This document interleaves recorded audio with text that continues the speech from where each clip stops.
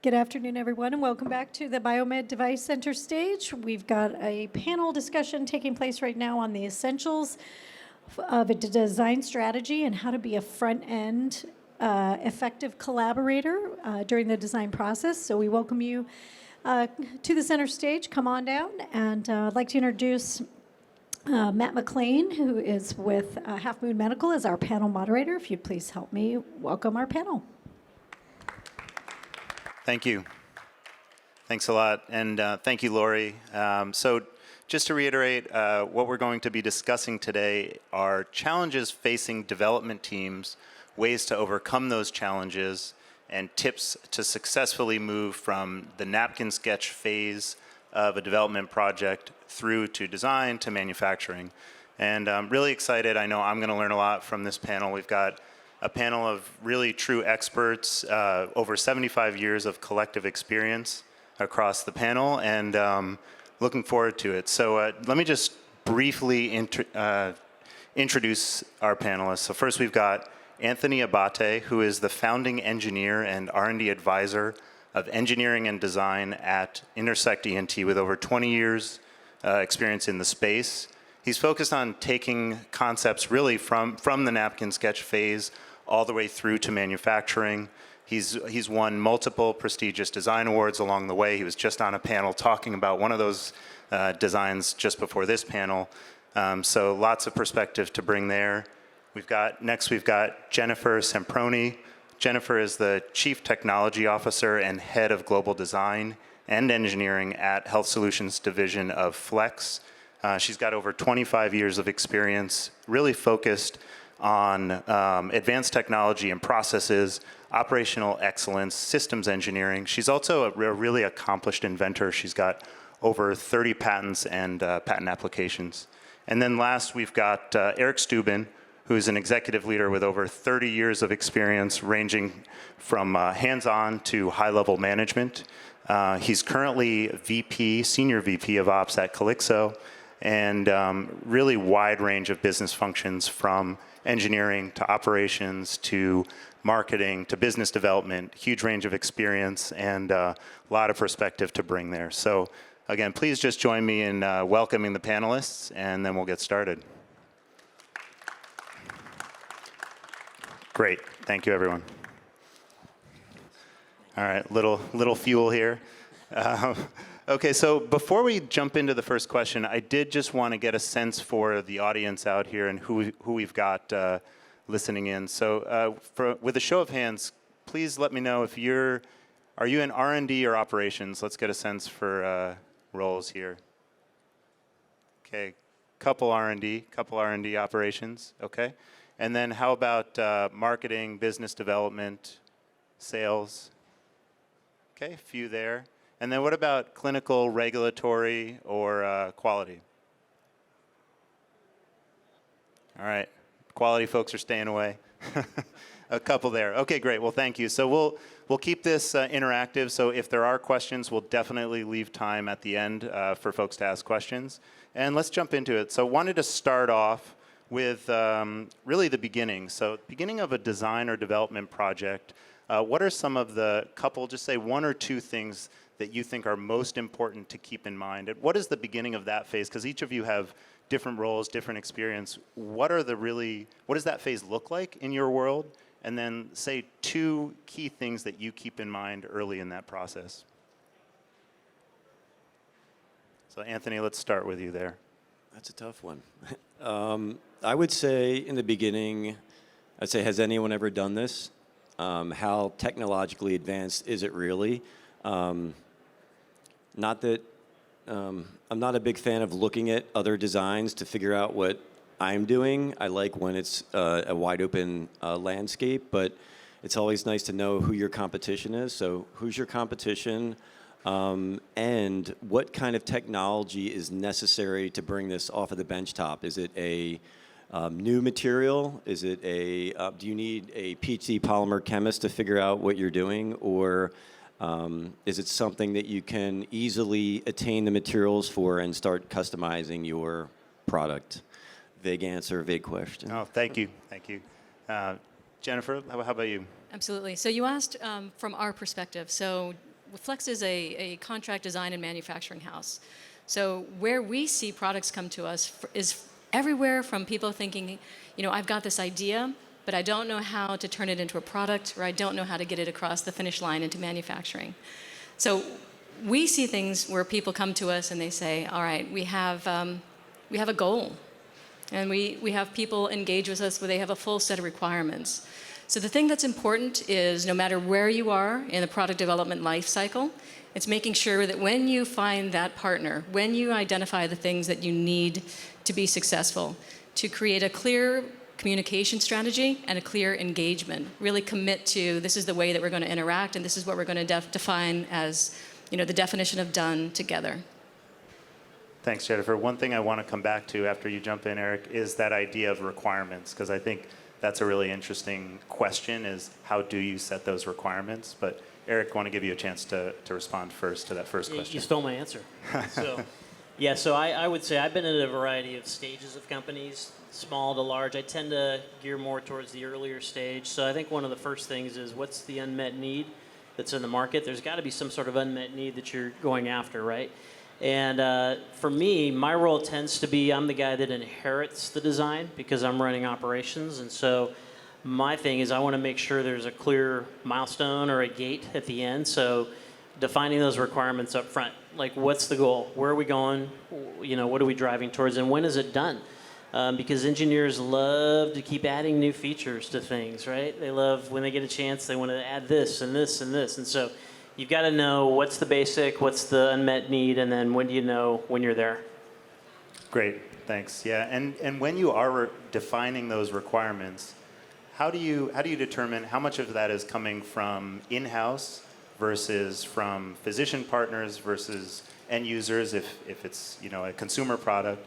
How do you know where to get those requirements and who's right, and how do you narrow it down? Jennifer, Yeah, I can jump in real quick and then hand it to Jennifer. But I would say there's kind of two prongs that I've seen are pretty effective. One is you get the independent marketing person to go off and interview the surgeons, the staff, the nurses, the patients even, and find out what are they looking for. And then there's the clinical piece of just what's working, what's not. So that's probably more the docs who are having problems right now and saying, what would make your life better? What would make it improve? So you start with kind of those two, and I like to see those happen independently and in parallel. So then you compare the two and see if you get the same answers. Would you say just to follow up on that, do you think in your experience have the physicians known exactly what they're looking for when you're working with physicians, and how do you tease out really if the requirements that they're asking for are the key requirements? Yeah, I mean, one of the things, any of you who've been in the medical device space for a long time know that you've got a wide variety of doctors out there, right? You've got really good ones, you've got some that maybe aren't as good, and their skill level sometimes means that some docs, they can do things that most others can't. But again, you got to look at what's the requirements, where are you going? Because if you're going after the real high-end docs who are very skilled, that's one type of a usability, right? But if you're going after the mass market, you've got to go after those people and make it probably a lot easier to use. So short answer to your question is it depends who you're talking to. And a lot of times early stage companies are talking to the KOLs, the really influential ones, and they tend to have a different perspective than maybe Joe Doc down the street who's going to be seeing a lot more patients. If I can add to that. So I think it's important, exactly what you're saying, but also as you're speaking with your KOLs, your customers, understanding the pain points, breaking that down into must have, could have, should have. So as you're progressing along the development cycle, you're actually able to start to address some of the trade-offs that you'll need to do in order to be, how can you accelerate it? These are the things that we have in our must-have category. Can we get this to market faster so that we can get information from the market once we launch it so that that can inform maybe the next generation?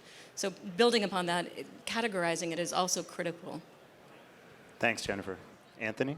So KOLs, how do you identify your key opinion leaders? And early stage startups, for me, it's a physician of some sort who understands the anatomy and the terrain that I'm working with. But the physicians that I value the most are the ones who can really show you. I mean, I work with physicians now, they can easily access a cadaver lab, easily access an animal lab. It's after a while when you gather feedback and you're just getting verbiage and you're taking notes, it only goes so far, but it's so important to have somebody who wants to get dirty, who you can actually make a prototype up and they can actually put it into an animal for you or into a cadaver. Super, super helpful. You can learn so much more in that one occasion than you can learn from talking to two different docs about their opinions.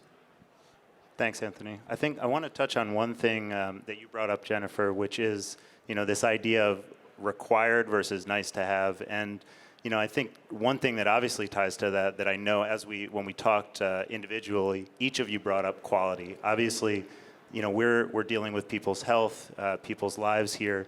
Quality is something you can't compromise. And so I'm wondering, how do you factor that into the early design process? And how do you really know that you've burned down as much risk as you can as you're going into, from that napkin sketch to the design and then into manufacturing? Whoever wants to take a stab. So I think it starts with having a clear quality management system in place.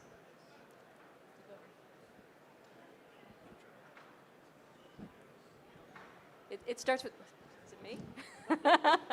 Having a clear quality management system in place. First and foremost, that is fundamental. Can you hear me? No, it doesn't. I think that one's off. Holy cow. It's you. It's your hand.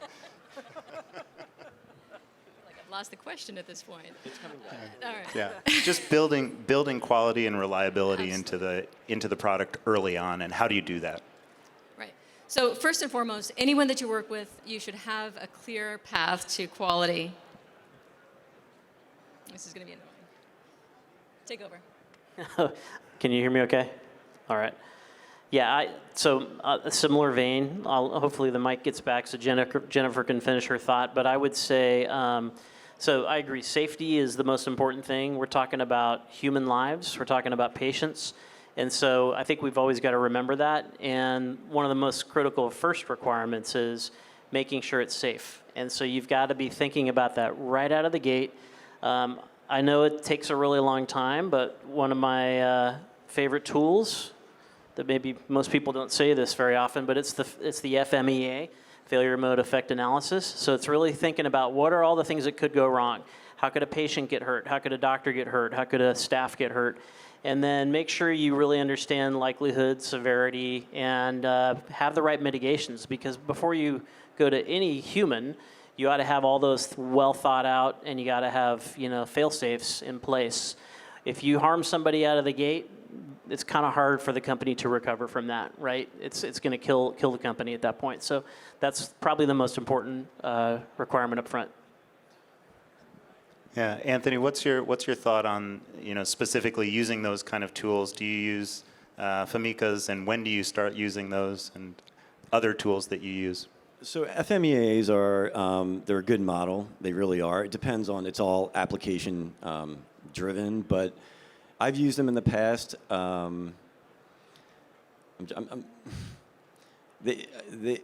With new materials, you don't always have the proper parameters in those programs, but at the same time, you can always set like a benchmark with them, and you can see how, say for instance, you're trying to design something in a boutique polymer that doesn't exist in any of the FEA programs. Pick nylon, and you can still modify the geometry, and it does have an impact. But at least in my experience, I find that FEA, it doesn't. Nothing trumps the real design after it comes out, like doing instron testing, doing real performance testing. In the beginning, it's great. If you want to save time, you want to save money, and you want to get a good idea out of the gate before you start spending significant money, FEAs are great. But the minute you get the real product, figure out how you're going to test it on the benchtop, because that's really where you're going to get your data from. So if I can just follow up on what Eric was saying, having the FMEA is important, but who you bring in to have that conversation is absolutely critical. Garbage in, garbage out. I've seen FMEAs put together by people where it's a tick the box. and it comes back to bite you. So making sure that you are bringing in not only subject matter experts, but people who are agnostic. I've worked before I worked with Flex, I worked with companies who I would bring in who would be completely agnostic, like a CDMO, a contract design and manufacturing organization, who didn't have any skin in the game. They were there just to understand and to give an agnostic opinion on what the failure mode effects analysis would be. And that, again, was critical of making sure you have the right people giving their feedback. That's a great transition into collaboration. I think, one of the things that I'm interested in personally, and I think is critical for the success of any project, is fostering collaboration, whether internally with your team or externally with contract manufacturer or physician partners. How do each of you view collaboration, and how do you really foster collaboration in a way that doesn't slow things down but keeps the group, I guess, engaged and really enhances a project? Maybe let's start with you, Anthony. Collaboration is it's paramount unless you want to think about the design on your own and in your head, but especially at the beginning phases when people are making assumptions that they need to make in order to make progress. I would say it's always good to find out what assumptions people are making, find out if you align with their assumptions, find out if you agree with them, and offer your assumptions, because at the end of the day, when you go home and you're sleeping and your mind's working and you're really trying to figure out what you're doing, all those thoughts, they're worthy of sharing, and that's the collaboration that I think is necessary on a very groundbreaking level, to where if you go out, if the gate opens and you run right out right away thinking that you understand the process, and you're setting yourself up for a pitfall. I can't tell you how many times where I thought I had it, I thought I had the answer, and somebody will suggest something and I'll just mow over it. I'm like, no, I've thought 1,000 hours about that when you just said that in 5 minutes, but they're right. It's people are right, and always be open to hearing feedback from anybody who's involved in the process. It could be somebody who's testing it, some nuance that they see, but it's always nice along the way to check to see if your rationale lines up with theirs, so you're all designing the same thing. You're not having different reasons for why it's performing in different ways. You can just collaborate and give each other that creativity you need to move on to the next step and keep developing. Thanks for that. From my experience, product development falls apart at the handoff. So the more you can get up front, bringing the right people into the room, I'm going to continue to harp on this, you eliminate that handoff. So collaboration is absolutely imperative. And it goes back to bringing the right people into the room. Know what you know what you're really good at, and then make sure that you're bringing in that expertise, because they're bringing diversity of thought, diversity of experience, diversity of expertise into the picture. And ultimately, what we're all trying to do is accelerate this life-saving, life-benefiting product to market. If we're trying to accelerate, we want to bring in the information, de-risk as early as possible, and using collaboration in order to do that. Yeah, and that teamwork that you said, A team, it's always nice to have the A string. If you have a basketball team and they're all A string players, you're going to win a lot of games. But if you don't have that, if you have a B string and a C string, it'll slow you down a little bit. So teamwork, I realized, I was just talking to someone about this earlier, when I first started in this industry, technology was the biggest appeal to me. It's like wherever the high tech was, that's where I wanted to go. And now, the team, that A team is so important, because A teams can make things work. Technology is always going to be there, but if you have that team that you can collaborate with and that you all are shooting three-pointers at the end of the day, you're going to succeed, and you're going to fail quick. I noticed the tall guy has a basketball references here today. But yeah, I agree. I think if you look, R&D and design and engineers tend to be very focused on the product, right? And they oftentimes tend to be introverts, like to work by themselves. But I think the two things that are even more important than the product in a company is the people you hire and the culture you create. And part of that culture is, are you going to be collaborative as a company? Are you going to have everybody go work by themselves, or are you going to have people working as a team? And there's a lot of tools you can use. COVID's made it harder, right? But I think we've been able to use things like Zoom to be able to still communicate. But back to what Jennifer said, it's getting the right people in the room, and that's the clinical or the medical opinion. That's, from my perspective, it's the guy that's going to have to build it later, right? Are you thinking about building this thing, not just designing it and making it work once? We've got to do it over and over again. So that collaboration is key, and I put a lot of my personal energy into creating cultures in companies where people want to be. They want to be part of a team. It's not just one person. It's a team effort. We all win or we all lose, and that gets a much better outcome. Thanks, Eric. I think that I loved hearing all those answers because each of you came at it from a different perspective. Anthony, I think you were focused on collaboration amongst the design team. Eric, you're talking about kind of across the entire internal team. R&D working with manufacturing, working with quality, et cetera. And then Jennifer talking more about collaboration with external partners. And I think all of those clearly are really critical. One of the things I'm interested in jumping into now, it's something you touched on, Eric, is manufacturing. So, you mentioned getting in early, making sure something's designed for manufacturing. Maybe could each of you give us a specific example, again, from your world where maybe you didn't think about manufacturing early enough, and either way, either positive or negative, but either one where you didn't think about manufacturing early enough and that bit you, or where you did it right and you thought about it early enough and it saved you time, money, etc. So maybe Jennifer, do you want to start with this one? This is more of an anecdote, but in one of my previous companies, the team that I was working with, we defined ourselves by the fact that we brought manufacturing or the manufacturing mindset or the voice of the manufacturing customer into early product development. In fact, there was a running joke in the company that whenever I would bring my NPI or manufacturing, they would be the no police, because I'd have my brilliant scientists coming up with incredible designs, incredible technology, and we always had to stop and say, is it manufacturable? In the timeline, at the price point that we're trying to meet. So again, by having everybody in the same room, bringing in manufacturing early, you de-risk and you're able to move faster, because had we waited until further along the development cycle and they said, okay, this is phenomenal, but how are we going to be able to do this? We saved ourselves a lot of heartache and a lot of strife in that way. Sure, yeah, it's hard to go back, when you get to a certain point, especially in a regulated industry like we have, right? So how about, Anthony, anything to add to that? So manufacturing on the early stages, to me, means numbers. Like if you need, if you've been is this on? Yeah. Okay. If you've been working for a week and you have 3 prototypes, manufacturing is not working well.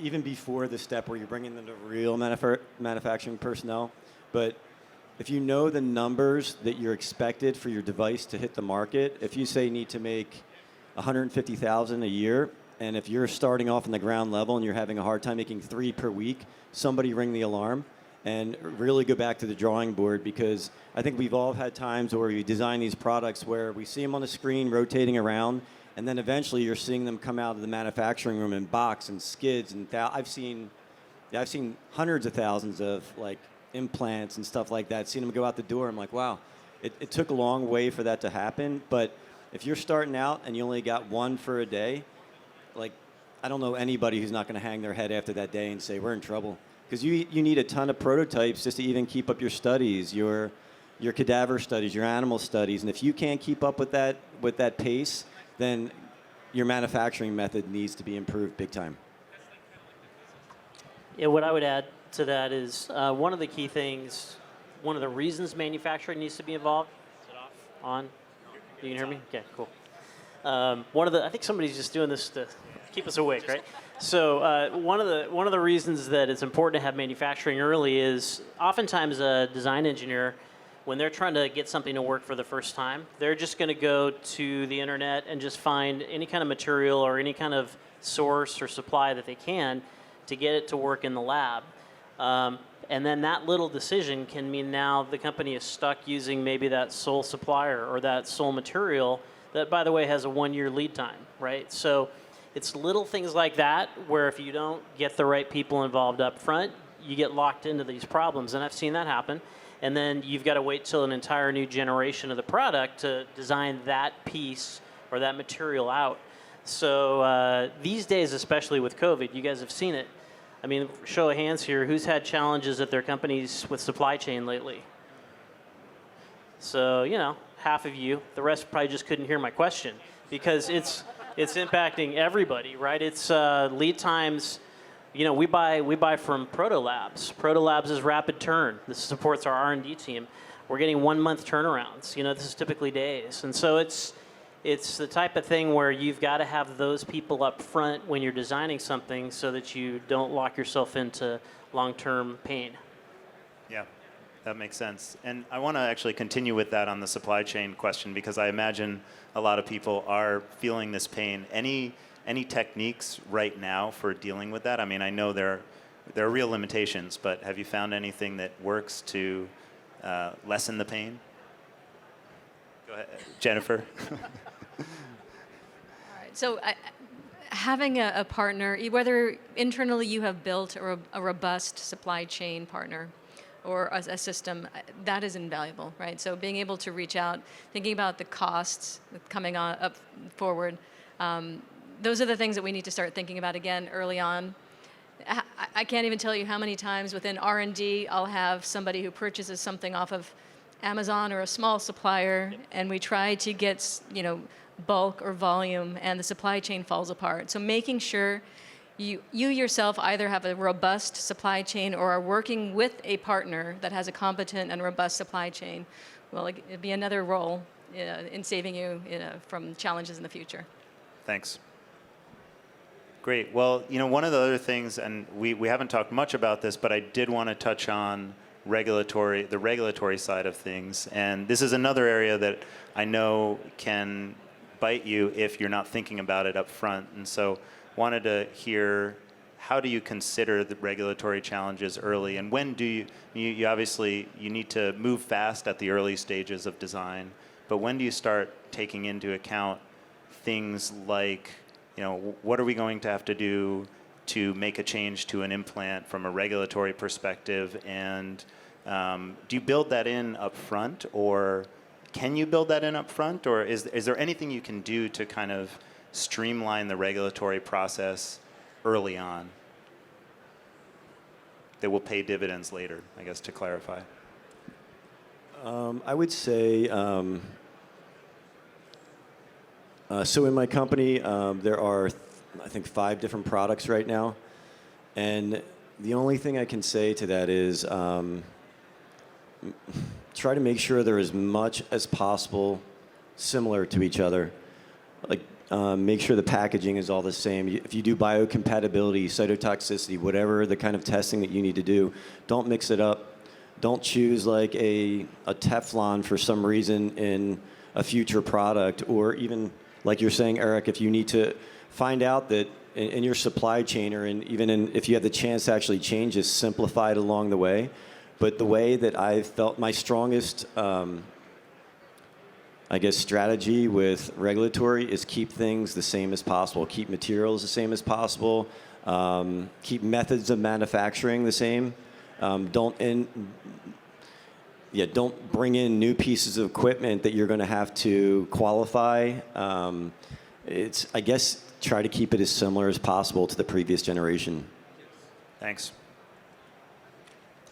Yeah, I guess what I would add to that is back to, if you're a small company or if you're a big company like Flex, you've got to have a strong regulatory person, somebody who that's what they live, eat, breathe, sleep. And if you're a small company, there's great consultants out there you can work with who, you know, understand the environment. But, you know, the regulatory environment's always changing, right? There's always new things that are popping up. And so most of us who don't live and breathe that every day, we might miss some things. So get the right person involved. And then, yeah, that I'd say, and also reimbursement, if you're going to go kind of the insurance or Medicare route down the road, if that's the type of product you have.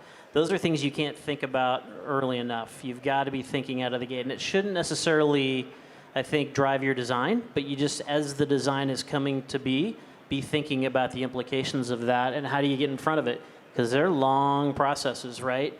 And whether it's a PMA or a de novo 510K or just a traditional 510K, there's long lead times with those things. And same with reimbursement. It takes years sometimes. So think early. Absolutely. And build your regulatory consultants into the development process. I've worked for companies where your regulatory consultants were somebody that you reached out to occasionally. You might have a question, you might run into some challenges, but if you actually build them into the consulting cycle, so as you're doing your iterative development, as you're coming up with new concepts, new approaches that you want to take, they are the stakeholder that you're pulling into the meetings, just like you're bringing in manufacturing, just like you're bringing in quality, to make sure that everybody's on the same page and aligned. Great. Yep. Good. Well, I think we're getting a little bit close on time, so I want to make sure we have time for questions at the end. But last question from me is really just, if there's one thing that you want to leave the audience with related to the early design phase, what's the one piece of advice that you would give engineers or really anyone involved in the development process to keep in mind at the early phase? Let's start with you, Anthony, since you're closest to me. Sorry. One piece of advice. I want to leave you guys with something good. Early design. I don't know. It could be two. I think kind of we touched on already, work with the right people. Make sure that you're taking advice from people who are not only got skin in the game, because a lot of times when people have skin in the game, they're going to give you the advice that you want to hear anyway because they want to succeed as much as you do. But make sure you're with, you're not going to know how to do everything. There's no way. And just make sure who you're relying on for your information that's going to fill in the blanks when you have no idea what you're doing. Make sure that they have a track record, that they can back up what they're saying, that they're going to be here tomorrow, before you just trust anybody who's going to either tell you what you want to hear or give you advice that's really not sound and it's not based on anything that you're really working on. I hope that helps. Great. Thanks. Jennifer? Yeah. So throughout my career, I've always been a huge proponent of collaboration, internal and external. And so when I think about that, why that has made the companies that I work for successful is, to your point, know what you do really well. Know the value of what your team brings to the table. That's what you're going to be the expert in. Think about where you can get that expertise external to your organization, so you don't have to create redundancy, so you don't have to leverage that. You can have, a phenomenal team of experts, people who have done this before, people who have the experience. If you're willing to say, we're going to reach across the aisle and accept some additional support or some additional collaboration. The other piece is, when you do that, one of the challenges that I've seen is it's a handoff. We have a set of requirements. Can you go do this for us? Where it's more tactical, more of a service-based. I assure you that you will be more successful in moving faster if you reach out to your partners, your collaborators as a partnership, where you are seeing each other as part of the same team with common goals and working together, maybe even bringing them into the same meetings, right? Rather than a handoff of, this is the work that I want you to do. This is the goal that we have together in order for us to be successful. Thanks. Eric? So yeah, if I met a young engineer who was just starting their career, I'd probably give them the same advice I got when I started my career. So when I started my career at a company called Varian. Patty and I actually worked together in the audience. And back then, on my first week on the job, I went to the most senior ranking person at the company at the time. His name was Dick Levy. And Dick later, he was, I think, VP, but later he was CEO of the company. And I asked him for advice. And one of the things he told me was, get as close as possible to the customer. He says, the further you get away from the customer, the more skewed your vision becomes as to why you're in business. And when you get to big companies like Varian or Flex or other big ones, you have departments of people, and they start to think that their department is the reason for the business. But at the end of the day, we're all in the medical device space, and it all starts with a patient. And so what I would tell an engineer is, get out to the operating room, get out to the clinic, get out to animal studies, whatever you can do to get as close as possible to the customer to truly understand what's the pain they're feeling and how can we help them. Great. Thanks, Eric. This is, I want to leave a few minutes for questions. I think we have about 5 minutes, so thank you all. This has been really, really interesting. Just, a couple of the themes that come out for me. Clearly collaboration is a big one.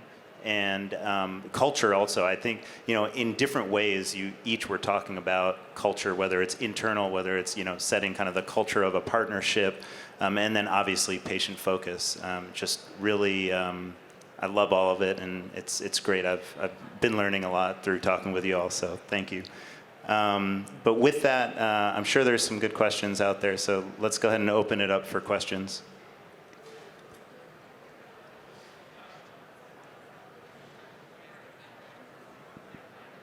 Questions? Who's got questions? Comments? Patty?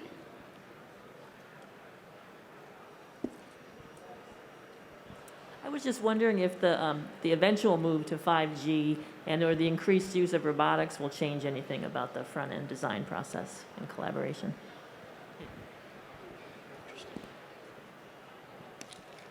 Do you have an answer? The company I met today isn't focused on robotics. My previous company was. So I was at a company called ProCep Biorobotics, and they do. The company just went public back in September, but it's a company that does treatment of BPH, some men's prostates, and they have a robotic-controlled water jet. When I was there, we weren't focused on that, but you do hear a lot about it in the media that 5G is going to make things faster. I don't know. I haven't seen it on my phone yet, and I have 5G, so I'm kind of waiting for it to get faster. But the whole Internet of Things, it should feasibly reduce lag time, and it should make quicker decisions, more immediate information. I think it'll get there one day. I haven't seen it yet personally, but maybe the two of you have better insights. It's a really good question, Patty. So I think I do echo what you say. I think a lot around AI and faster decision making. You have the input and you're able to churn through that much more efficiently. I think we'll feed into this. Insofar as robotics specifically, I think there might be something more around additive manufacturing. If you can categorize that into some of the early robotics, that could be applicable. Great, thanks. Other questions? Hi. You said earlier we need to have the right talent for the projects. But if we are small startups and we have limited resources, how can you find the right people, especially if we need outsourcing some of the projects, and how to do the project with the limit of resource, and what's your suggestions? Thank you. Who wants to take that?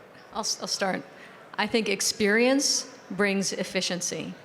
And so when you find the right partner, look for somebody who's had experience in the particular areas that you're seeking, right? Whether it's a CDMO or a regulatory house. Because for those precious investment dollars, you want to be able to get the most value out of them. And to do that, you'll want that expertise that's built from people having crossed this bridge before, having made those mistakes, so that you don't have to, right? So again, it's that fail fast. Hopefully you'll partner with somebody who's done a lot of that fail fast, in advance. And so that should be able to, again, for the money that you do have, you'll get more bang for your buck if you partner with somebody who's had a lot of experience in that area. Thanks. Just the flip side of that, in the beginning, you can't always afford these top-notch players. You can't afford those people with all that experience. And it's almost like a video game. You're building this boxer, and you only got so much to spend. And are you going to focus on strength, agility? What I would say is find people who have demonstrated what you're doing in their past recent experience. They could be a part of some kind of bio program. It shows how excited they are about just getting into the industry. But you pick somebody who has definitely experience, but I was trying to offer some advice if you can't afford experience. But find somebody who's living it today, who's actually if you're trying to build a basketball team, find somebody who's already playing versus somebody who has played and who's like on the court every day versus somebody who like, well, I did something like that 3 years ago. So Maybe hands-on as well. I mean, there's no substitute for hands-on experience. definitely hands-on is everything, because if they can make it happen, if they got to go to somebody else to get you what you want, then that's a middleman. But if they're hands-on, great point, Matt. If they're hands-on, they can give you exactly what you're asking for. Yeah, I want to echo what was said, but I think startup companies, people. It's all about people. You've got to have the right people. So my boss at my current company is the founder of another company called NeoTract. You guys may have heard of. I think, Matt, you worked there for a while. And NeoTract did really well, and they sold to Teleflex for $1.1 billion. Just a few years ago. They're a huge success story in our space.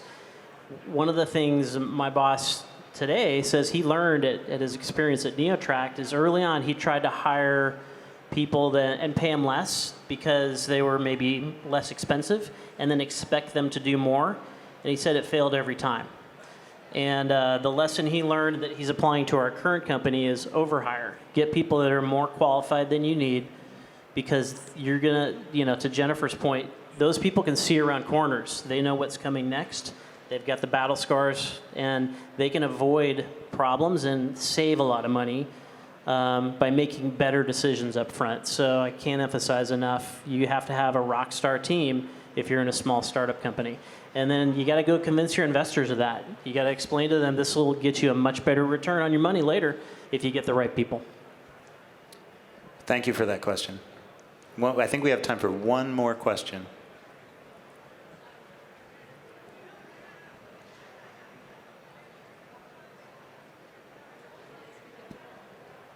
All right. Regarding getting very good and good quality people, in my company, they are coming because of vision. We do assistive technology. We help people, and they come because they are searching for something meaningful. So that's one of the things. And second thing, there are grants, which, for instance, we are using like 50% of salary, like the state is paying us for if we have very good, high-quality professionals. So regarding the grants and product development, what's your opinion on using these tools to accelerate and speed up the process of development, especially in the startup space, when there are limited resources in the beginning? Anyone have experience with, and just to confirm, grants, correct? Any of you have experience there? I've got a little experience with student grants. Say at Stanford. Stanford has a good program where they can set you up with the grant and the student. I've worked with a couple of really high caliber people in those programs, and you're getting them at a rock bottom price. And I've also worked with students who they were just trying to fill a co-op job, where they were just trying to learn a little bit of experience, but they didn't have too much to offer. It's free. It might not be free, but that's the best part about it. If your budget's challenging, then the grants work out well for you. And just be selective in your process about who you pick. Yeah, I don't personally have any experience working with companies for grants. I've always had angels or VCs or private equity. But at the end of the day, that's one of the biggest challenges of an early stage company, right? Is the funding. Where do you get the money? And you got to be scrappy, and you got to get the right people. And sometimes you can get people who say, okay, I'll take less salary and give me more equity, right? Because I believe in the vision of where we're going. But I think that's one of the biggest challenges of a founder of a startup is the funding piece. Great. Well, thank you again, Eric, Jennifer, Anthony. This has been a really, really great discussion, and really appreciate it. So. Thank you. Appreciate you coming down. Thank you, audience, for your questions. We do have one more panel starting in about 15 minutes, so we welcome all of you to come back for that. And then at 4 o'clock, we also have our networking reception, so you're welcome to stay for a cocktail. Thanks so much.